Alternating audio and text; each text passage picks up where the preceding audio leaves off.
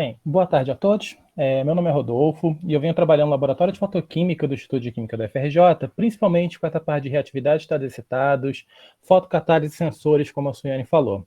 E hoje eu vou falar um pouco de como essa área da fotoquímica pode ser uma aliada da química verde em busca da sustentabilidade.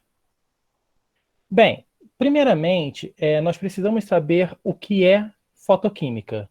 E a fotoquímica é a área da química que estuda a interação de átomos e moléculas com a luz. Então, se você faz uma transformação química que aconteça na presença de luz, você está fazendo fotoquímica. Mas não é só isso. Ao estudar, por exemplo, compostos fluorescentes ou fosforescentes, no desenvolvimento de LEDs, de lasers, no desenvolvimento de painéis solares para captação e armazenamento da luz solar, tudo isso envolve, de alguma forma, a interação da luz com uma substância química e, portanto, vai envolver fotoquímica. E quando a gente fala de qualquer processo envolvendo luz, incluindo, né, a parte de fotocatálise, incluindo a parte de painéis solares, primeiramente, nós temos que entender um pouco dos processos fotoquímicos. E todo processo fotoquímico, ele começa geralmente a partir da absorção de luz por uma molécula. Você gera, então, um estado excitado. Essa molécula no estado excitado, ela pode, então, sofrer uma variedade de processos, como, por exemplo, retornar para o estado fundamental de forma radiativa, ou seja, emitindo luz, emitindo, no caso, fluorescência ou fosforescência. Além disso, ela também pode voltar para o estado fundamental emitindo calor, o que é importante, por exemplo, em terapia fototérmica. Ela pode sofrer uma reação no estado excitado gerando um produto, ou ela, na presença de uma segunda molécula, pode provocar reações químicas. E, obviamente, quando a gente fala de química verde, nós temos que falar dos 12 princípios, né? E dentro desses princípios, você percebe que eles são extremamente multidisciplinares e que é possível desenvolver diversos conceitos químicos dentro de cada princípio que se tem. Eu não vou entrar em detalhes sobre os 12 princípios, a gente pode falar um pouco mais sobre eles depois, mas, né, você pode incluir luz quando você fala de eficiência energética, de fontes renováveis, mesmo em catálise e coisas desse tipo. Então, a fotoquímica está presente em vários desses princípios. Como esses princípios são extremamente multidisciplinares, foi desenvolvido o que eles chamaram de Green Chemistry, uma árvore da química verde, em que cada galho desse eles incluíram um princípio da química verde, e essas folhas são maneiras de você conseguir atingir esses princípios, né? E a gente consegue perceber que a fotoquímica ela está em diversos desses galhos, são diversas folhas dessa árvore, né? Se a gente vai, por exemplo, para a parte de eficiência energética, a gente encontra aqui a fotocatálise, que é a catálise usando luz como fonte de energia. A fotoquímica também se faz presente na parte de análise em tempo real, por exemplo, por meio de técnicas espectroscópicas e no desenvolvimento de sensores ópticos e fluorescentes para análise de uma variedade de aplicações. E também na parte de recursos renováveis, pois além do uso da energia solar, a fotoquímica te garante uma nova plataforma para o desenvolvimento de compostos e a transformação de biomassa. Existem diversos outros exemplos em diversos princípios de como usar quantidades ultra baixas, usar catalisador, alta eficiência nos processos, a possibilidade de usar íons em fluxo, e de forma que daria para ficar falando horas só sobre essa árvore e relacionar ela com a fotoquímica. Porém, não é só essa árvore que está relacionada à sustentabilidade. Existe uma vertente sustentável que fala que não adianta você aplicar química verde se você não pensa no processo como um todo de forma sustentável. Que se deve pensar em tudo na cadeia produtiva, desde os reagentes, ao gasto energético dos laboratórios, aos meios de produção e às rotas sintéticas, elaborando exatamente tudo, até o que fazer com cada rejeito de cada processo. E esse grupo, ele vai indo um pouco além de simplesmente aplicar a química verde a partir do processo químico. Eles querem transformar toda a cadeia produtiva num sistema sustentável. Né? E uma das maneiras que se tem de atingir esse ciclo completamente sustentável é migrar para o que eles chamam de economia circular. A indústria química hoje ela é basicamente linear, onde você adiciona os recursos, se obtém o produto e o rejeito do processo é geralmente despejado na natureza com ou sem tratamento, ou às vezes é incinerado. Na economia circular, a ideia é que tudo possa ser reutilizado ou reaproveitado de uma forma. Então você vai entrar com recursos renováveis e vai reaproveitar todo o resíduo gerado.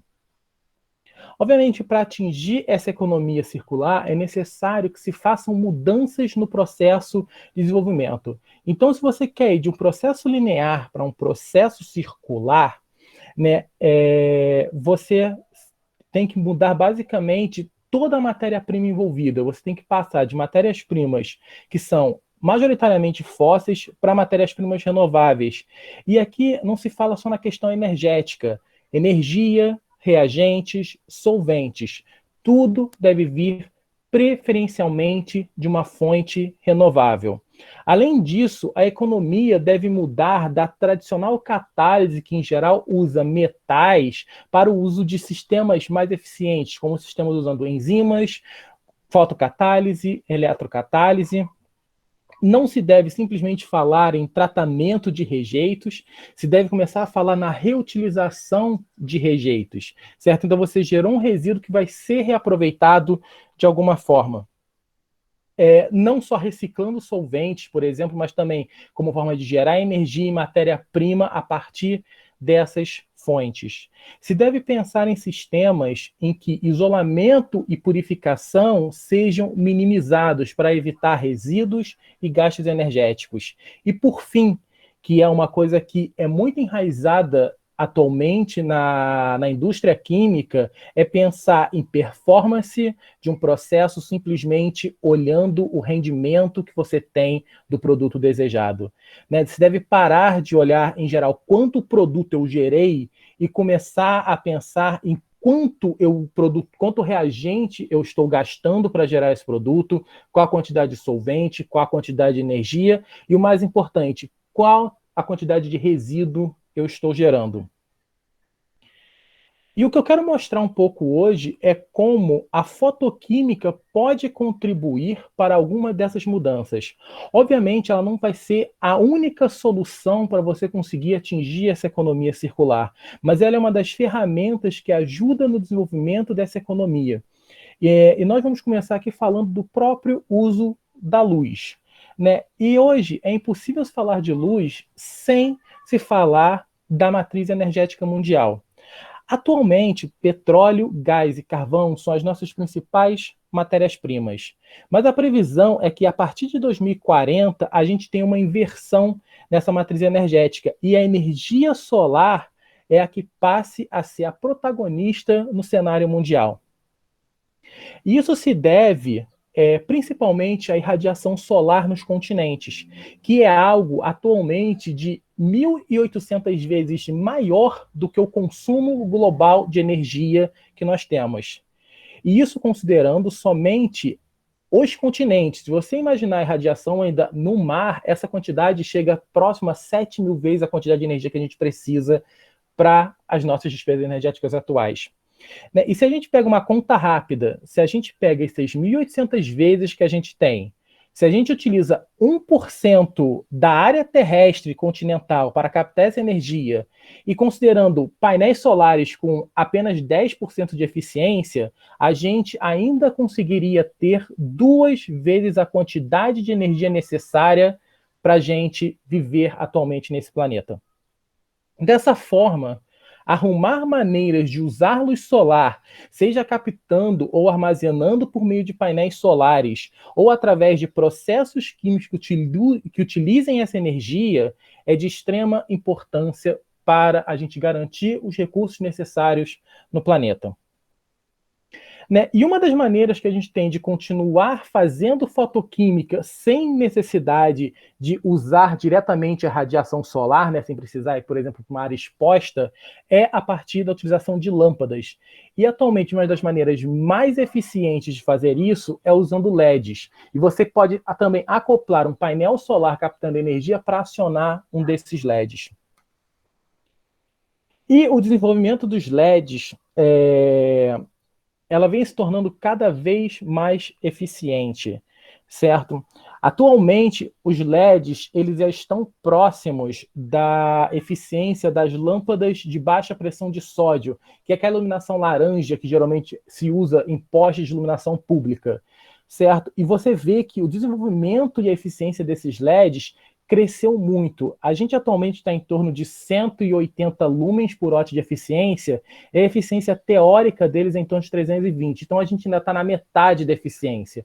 A ideia é conseguir levar esses LEDs para o máximo de eficiência, para que a gente consiga sistemas extremamente produtivos em termos energéticos. E o desenvolvimento de LEDs mais eficientes começa com a fotoquímica, né, no desenvolvimento de materiais emissivos mais eficientes. E se a gente lembra lá do nosso diagrama, um dos processos do estado excitado é desativar emitindo luz. E essa é a base inicial do LED. Para um composto material ser capaz de ser usado como LED, a primeira coisa que se precisa saber é se esse composto é capaz de emitir luz. E nesse contexto, nosso grupo lá no UFRJ ele vem contribuindo no desenvolvimento de alguns materiais que são emissivos. Né? Uma das linhas de trabalho de pesquisa do grupo é no desenvolvimento de novas moléculas e materiais emissivos para uma variedade de aplicações, incluindo optoeletrônicos, como LEDs. Obviamente, você ter um material emissivo não garante que você vai ter um LED, mas essa é o início da produção para esses dispositivos. Né? Então, a gente consegue utilizar a fotoquímica para a produção desses recursos e dessa energia mais limpa. Uma outra coisa que a gente tem que conseguir fazer para ter essa economia circular é conseguir gerar produtos de uso a partir desses reagentes. E aí que também a gente tem uma outra área da fotoquímica que é importante, que é a fotocatálise. De forma geral, a fotocatálise vai usar luz para ativar uma molécula, e essa molécula que vai para o estado excitado é que vai atuar como catalisador de uma reação química.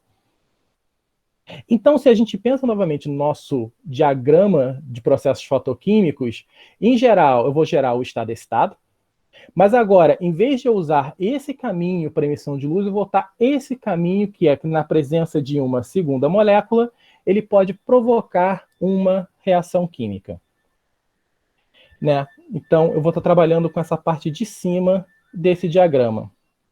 E esse processo, né, de fazer essas reações, ela cria intermediários reativos que são extremamente versáteis, como, por exemplo, íons radicais, íons e espécies radicais, e esses intermediários vêm sendo utilizados para uma série de reações químicas diferentes.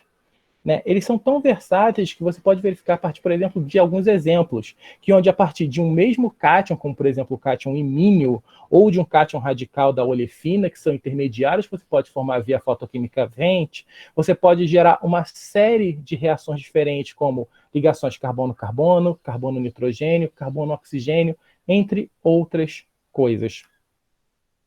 Dessa forma, se nós conseguirmos gerar produtos para uma variedade de uso, a gente consegue acionar essa parte da economia circular. Mas a gente ainda precisa acionar a reutilização e a reciclagem. Né? E não adianta só fazer fotocatálise. É necessário fazer fotocatálise heterogênea. Né? Isso porque os catalisadores heterogêneos têm a grande vantagem de ser reutilizados, além de ser de simples separação e gerar menor gasto energético e menor quantidade de resíduo. Além disso, né, os processos heterogêneos têm uma relevância industrial maior, já que cerca de 85% dos processos industriais atuais são feitos utilizando catálise heterogênea. e, em geral, você consegue ter uma variedade maior de condições operacionais, né? Controle de temperatura e pressões em termos industriais mais adequados. Com isso, o nosso grupo também começou a desenvolver fotocatalisadores heterogêneos a partir da funcionalização de complexos de rutênio e corantes em matriz inerte, que são de fácil manuseio e de reutilização. Como é o caso dessa lã de vidro que a gente vem desenvolvendo, que tem esse aspecto de algodão que é muito fácil de você manusear. Né? E a gente funcionalizou, né, uma série de compostos diferentes e a gente vem aplicando esses materiais como fotocatalisadores heterogêneos. Esse trabalho a gente desenvolveu junto com o grupo do professor Scaiano na Universidade de Ottawa e foi recentemente publicado. Eu vou falar de forma geral de alguns dos resultados, mas vocês podem perguntar, ver o artigo ou mandar um e-mail para mais detalhes. Né, a gente testou a lã de vidro com uma série de reações, eu escolhi algumas aqui para ilustrar, né, por causa do nosso tempo. E a gente vai começar falando sobre a hidroxilação oxidativa dos ácidos areoborônicos para obtenção de fenóis. Né? E o que nós observamos é que a gente consegue obter esse produto basicamente com rendimento quantitativo após 6 horas de irradiação.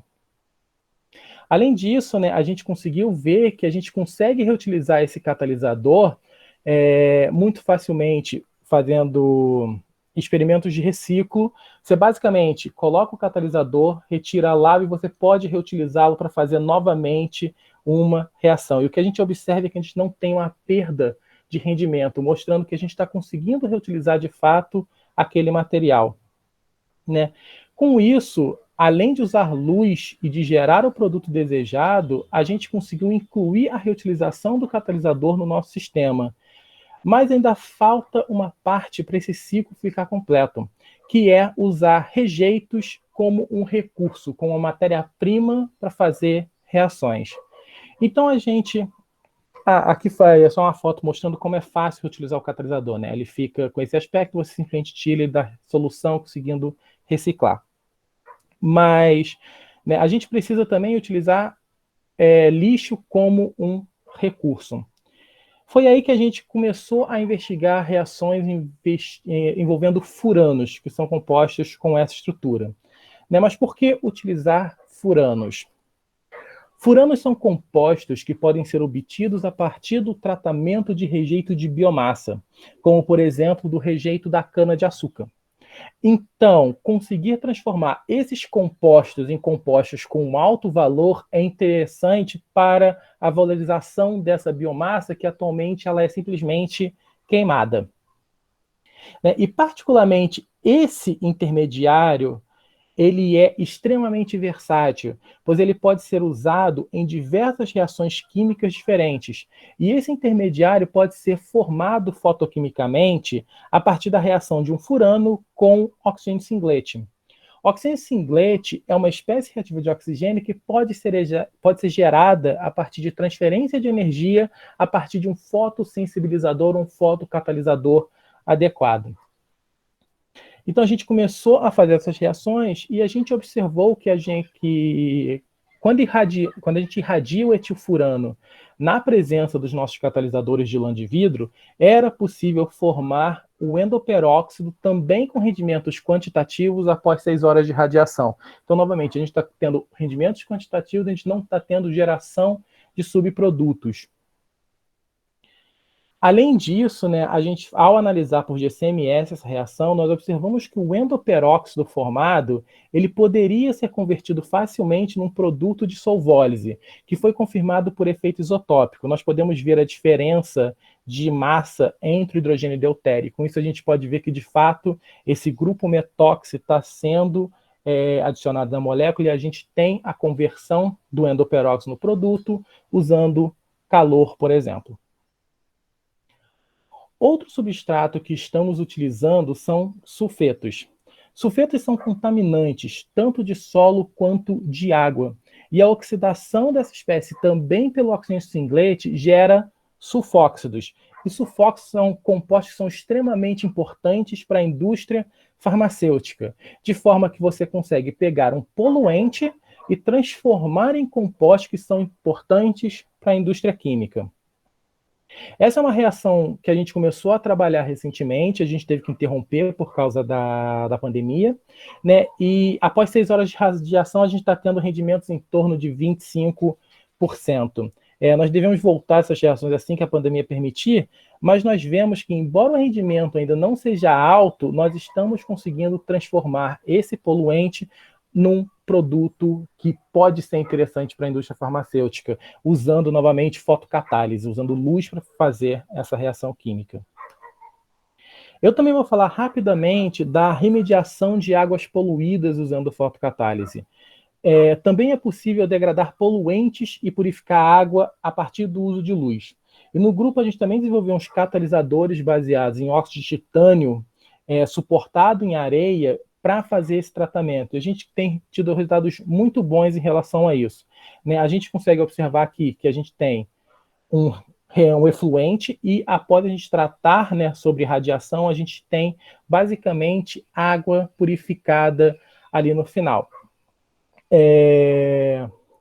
Então, é interessante em termos de você conseguir tratar efluente. Mas, como eu falei, quando você fala de economia circular, a ideia não é simplesmente você tratar um efluente, mas você conseguir transformar ele em algo que seja útil. Então, existem coisas ainda mais interessantes do que simplesmente purificar águas poluídas. E uma dessas é conseguir acoplar a descontaminação de águas poluídas com a produção de hidrogênio que pode ser utilizado como combustível. Essa estratégia parte do princípio que esses dois processos de catálise são complementares. Na degradação de poluente, você tem um processo oxidativo, e na produção de hidrogênio você tem o processo redutivo, e se você tem um catalisador com as energias adequadas, com os níveis adequados, você consegue acoplar esses dois processos na literatura. É uma área relativamente nova, tem poucos trabalhos na área, mas é algo que vem crescendo bastante, que é a produção desses hidrogênios a partir de contaminantes. Bem, concluindo, eu espero ter conseguido mostrar um pouco de como a fotoquímica pode contribuir para a sustentabilidade, né, seja a partir de recursos renováveis, como a luz solar, como LEDs, né, e no desenvolvimento desses, na própria parte de transformação, pegando a partir de uma matéria-prima, você gera um produto de interesse industrial, na parte de reciclo e reutilização, quando você parte para fotocatalisadores heterogêneos, e na própria parte de uso de lixo ou de rejeitos como matérias-primas para transformações. Obviamente, a ideia final é você conseguir acoplar todos esses processos, mas você primeiro precisa começar a utilizar e começar a ver como esses processos funcionam para depois começar a trabalhar a economia circular de fato. Bem, eu agradeço a todos e obrigado. Obrigada, Rodolfo, pela palestra. Pessoal, podem escrever as perguntas no chat ou, se desejarem abrir o microfone para fazer a pergunta, sintam-se à vontade.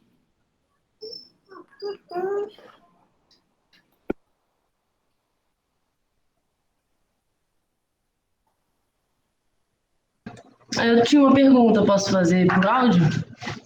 Pode sim, Adriana. Bom, você comentou um pouco sobre catálise. Eu queria saber, essa fotocatálise, eu queria saber se você tem um comparativo assim, de rendimento utilizando a catálise heterogênea sem ser a fotocatálise. O problema é que, em geral, as vias que você consegue seguir via fotoquimicamente e via termicamente, elas são complementares, elas geralmente não são as mesmas, certo? Então, uma comparação direta é difícil. O que a gente pode ter em relação a, por exemplo, fotodegradação de poluentes, que você consegue fazer via eletroquímica e via térmica como via fotoquímica. Certo? Em geral, a via fotoquímica e a via eletroquímica, né, usando eletricidade, elas são muito parecidas em termos de rendimento.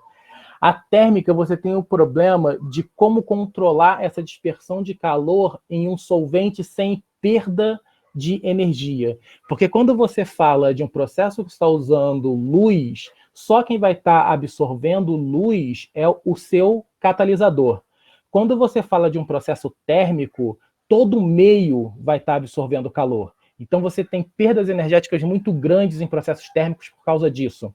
Porque você não ativa somente o catalisador com calor. Você tem que aquecer todo o meio reacional. Entendi. Obrigado. Rodolfo, temos 2 perguntas. As empresas estão aderindo a essas tecnologias de fotoquímica voltadas à química verde? Em termos de fotocatálise, sim, estão. Inclusive, elas vêm crescendo muito.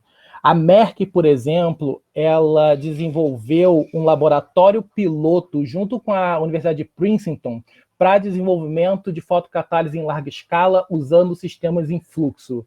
Então, eles atualmente estão em sistemas que você tem coisas do tamanho de um laboratório inteiro, que é um reator fotoquímico para a produção de medicamentos, certo? Então, a Merck é uma das empresas que vem investindo pesadamente nessa área de fotocatálise.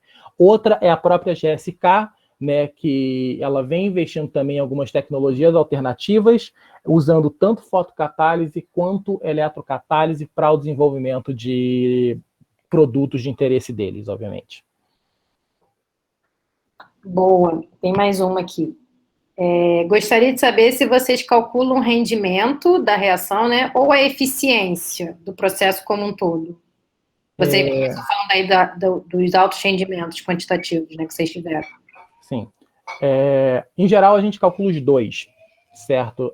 A gente mostra os rendimentos em termos de quantidade de material utilizado e a gente tem as eficiências que a gente chama de rendimentos quânticos, que é basicamente a quantidade de processos que a gente consegue fazer para a quantidade de luz que a gente utilizou para irradiar.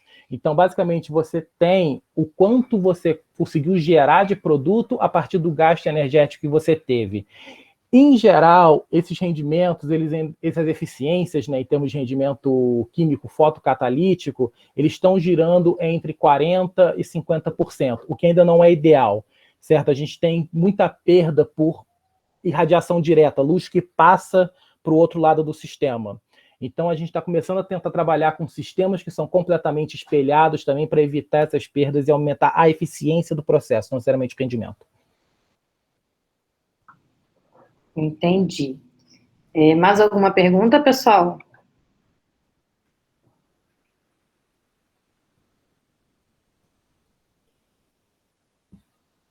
Tem sim, peraí, Rodolfo.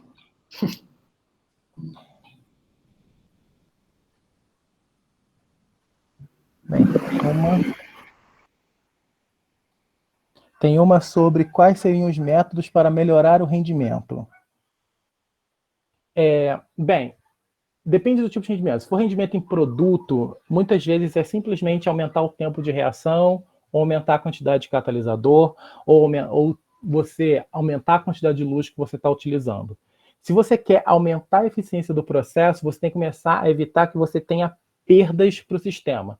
Como eu falei, quando a gente usa, por exemplo, um sistema de radiação, o sistema tem que ser transparente para que a luz penetre no sistema, certo? De forma que nem toda a luz que está ali necessariamente vai ser absorvida. Você pode ter luz que está passando para fora do seu reator. Então, um dos jeitos de você aumentar a eficiência do processo é exatamente você evitar que você tenha essa luz indo para fora do reator, ou seja, com reatores que são completamente fechados e espelhados, porque todos os fótons vão ficar ali dentro até que um momento eles vão encontrar uma molécula, gerar o estado excitado para fazer a reação química. Além disso, né, você não, dependendo do caminho que você tem, você não pode ter reatores muito grandes, nem reatores que estejam com muita quantidade de material.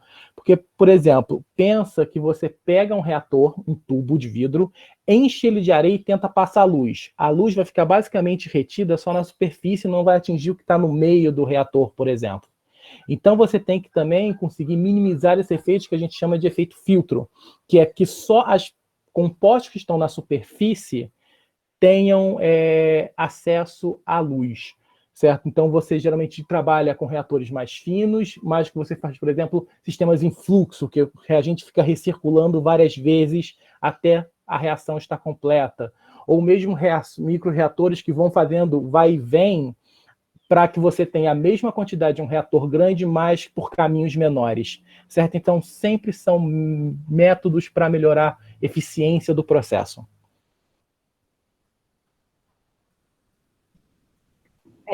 As lâmpadas têm comprimento de onda específico? As lâmpadas do experimento, é isso, Paulo? A gente pode falar de lâmpadas em geral, né?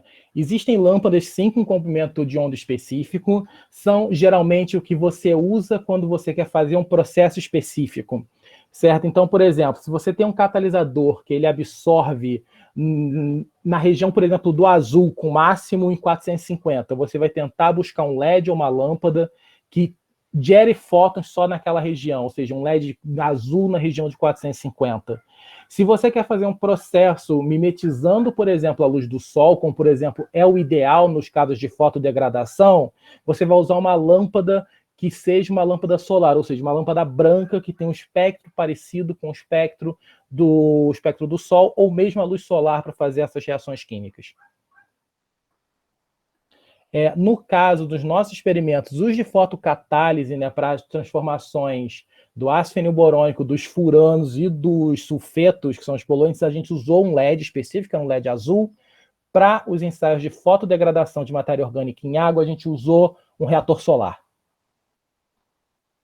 A gente tende a não usar radiação ultravioleta nas reações, mas você pode utilizar, certo? A ideia, como eu falei, é você tentar melhorar a eficiência energética. E o ultravioleta, em geral, ele não é tão verde, digamos assim. Primeiro, porque o custo de fabricação dos LEDs ultravioletas são extremamente altos, né? Você compra um LED azul, por exemplo, ou vermelho, ou verde, ou mesmo branco, por algo em torno de R$10, enquanto um LED ultravioleta é na faixa de R$150, R$200.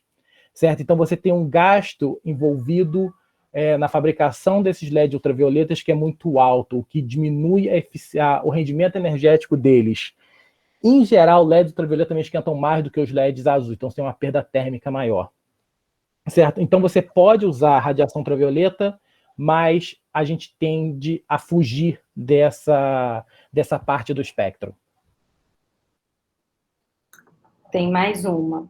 Existem empresas consolidadas no mercado que utilizem as tecnologias da fotocatálise, voltadas ou não para a química verde? Por exemplo, existem aplicações no mercado brasileiro em processos de tratamento de efluentes, farmacêuticos, etc. Ainda a gente não tem nada em escala industrial, como eu comentei. Existe uma tendência para você migrar para isso, né? Um exemplo que eu dei foi a Merck. No Brasil, a Petrobras investe muito nessa parte de tratamento de efluentes, principalmente no tratamento de água de produção de petróleo, porque tem aquele rejeito que é água emulsionada com óleo, com produtos sulfurados e coisas desse tipo, que eles têm que conseguir tratar de alguma forma eficiente para que eles possam reutilizar ou retratar ou, né, despejar de volta na natureza. Então, eles têm investido muito nessa parte de tecnologia de fotodegradação, mas a gente não tem nada sendo de fato aplicado no momento. É tudo desenvolvimento tecnológico ainda. É uma área bem recente, ela começou a crescer, embora os processos fotoquímicos sejam antigos, a fotocatálise em si ela começou a crescer muito a partir de 2000, então é uma área relativamente recente. E quais são as limitações para ampliar para a escala industrial? Você sabe dizer? Existem algumas limitações. Uma delas é exatamente o fato de você não conseguir poder utilizar reatores muito grandes. Um dos jeitos de você, como eu comentei, minimizar isso é usando reatores que a gente chama de reatores em fluxo, em que basicamente você faz com que o volume espacial que você percorreu no caminho seja o mesmo de um reator de, por exemplo, 50 toneladas, mas que você tenha, por instante de tempo, uma quantidade menor passando. Então, isso é uma das limitações atualmente, porque a maioria dos sistemas industriais trabalham com o que a gente chama de sistemas em batelada, que são reatores imensos, que você coloca tudo, aquece tudo e tira o produto, e eles teriam que migrar para um sistema que é em fluxo, ou seja, eles injetam o produto reage, no final você coleta o produto, mas você não tem perdas e a quantidade que você faz por instante de tempo é menor, mas como você faz isso várias vezes, em vários ciclos e vários fluxos, no final você tem uma quantidade equivalente a um reator de grande escala. Ok. Mais alguma pergunta, pessoal? O link do certificado está no chat, não esqueçam de preencher corretamente como vocês querem que o nome de vocês saia, exatamente como é o nome de vocês, diferenciando as maiúsculas e as minúsculas. Tem outra pergunta, Rodolfo. Quais são os principais parceiros no mercado brasileiro para ampliação dessa tecnologia? No mercado brasileiro, a gente tem a própria Petrobras, né, que vem investindo na parte principalmente de degradação de poluentes. A gente tem a Shell, que ela também investe na parte de transformações de, geralmente, compostos de petróleo, utilizando luz para outros materiais, e investe também um pouco na parte de desenvolvimento de novas fontes energéticas, como, por exemplo, produção de hidrogênio, produção de álcool e combustíveis a partir de biomassa e a partir de CO2, né? Você reduz CO2 para gerar metanol, por exemplo. Essas são as duas maiores que eu acho que tem investimentos no país. A gente tem um pouco de investimento de algumas empresas energéticas, para principalmente desenvolvimento de células solares, certo? Mas esses são os principais parceiros atualmente no Brasil. Ok, obrigada. Bem, se não tem mais nenhuma pergunta, Rodolfo, mais uma vez, obrigada.